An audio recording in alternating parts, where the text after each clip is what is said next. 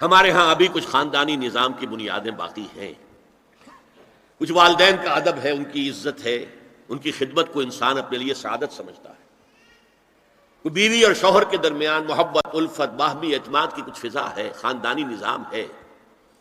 اگرچہ تیزی سے بگڑ رہا ہے نظام ہمارا، اور ہمارا ایلیٹ طبقہ اوپر کا جو ہے وہ مغرب کے طرز پر جا چکا ہے، لیکن ہماری مڈل کلاسز میں، لوور کلاسز کے اندر ابھی کچھ اقدار ہیں شرم کی، حیا کی، عصمت کی، عفت کی۔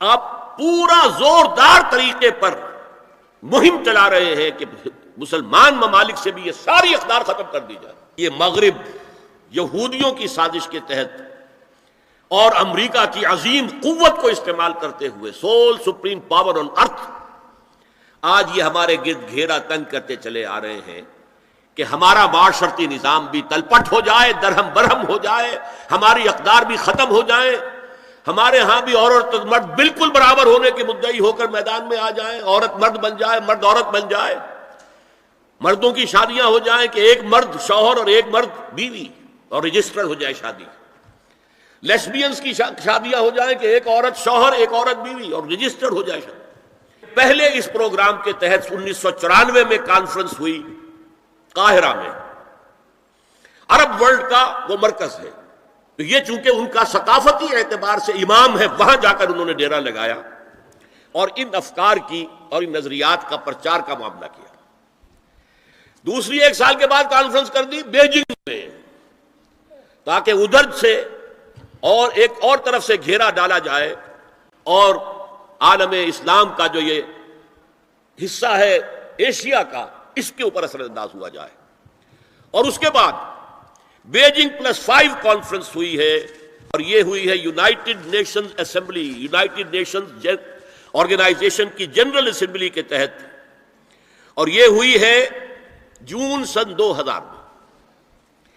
اب اس میں جو بھی ایک پرچہ تیار کیا گیا تھا ایجنڈے کے طور پر، اس میں جو سفارشات تھی وہ میں آپ کو بتا رہا ہوں، کیا فیصلے تھے، کیا کرنا ہے۔ نام اس کا کیا تھا کانفرنس کا؟ Women 2000، gender equality, development and peace for the 21st century. Homo sexuality کو نارمل سیکسول اورینٹیشن قرار دیا جائے، کوئی جرم نہیں ہے۔ ہومو سیکسول میرجز کو تسلیم کیا جائے، عورتیں گھر کا کام کاج کرنے سے انکار کر دیں، عورتیں حمل اور وضع حمل کی جو تکلیف برداشت کریں اس پر بھی شوہر سے اجرت لیں۔ اگر کسی وقت کسی عورت کی طبیعت آمادہ نہ ہو ہم بستری کے لیے اور شوہر مجبور کرے تو اسے میریٹل ریپ قرار دیا جائے، یہ زنا بالجبر ہوگا جس کی سزا دی گئی۔ پروسٹیٹیوشن کو ایک باعزت پیشہ مانا جائے اور ان کو پروسٹیٹیوٹس نہ کہا جائے بلکہ سیکس ورکرز، سیکسول ورکرز۔ وراثت اور طلاق میں بالکل برابری، کوئی فرق نہیں۔